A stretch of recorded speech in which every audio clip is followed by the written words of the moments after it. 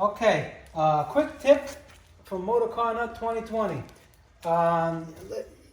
When you torque, let's back up. Lug nuts, all right? If you're going a long trip or if you're going up the block, it doesn't really matter. These have to be torqued, periodically to make sure that they're tight and that the wheel doesn't fly off.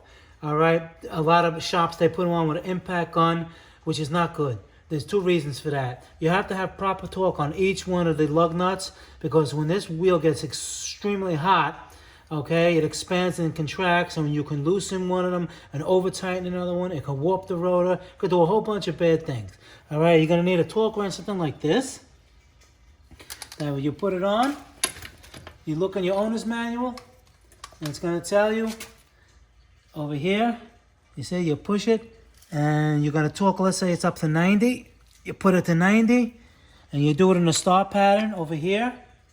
1, 2, 3, 4, 5. If you got 4, then you do 1, 2, 3, 4. It's always gonna be like a star pattern, crisscross pattern. All right, again, and it's just good to do, like when you change your oil, always check your lug nuts. Do they get loose? Of course they get loose. I mean, is it common? No, it's not common. But if they do get loose, that could be a safety feature, and it could be a life and death situation. So it just takes a couple of seconds, couple of minutes. If you don't have a torque wrench, most people don't, then you ask your mechanic or the gas station, can they torque lug nuts? Do not let them use an impact.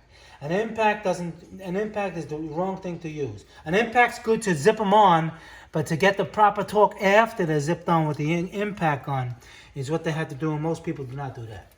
Okay, so just a quick tip. You're going on a really long vacation, or like I said, if you're going right up the block, all right?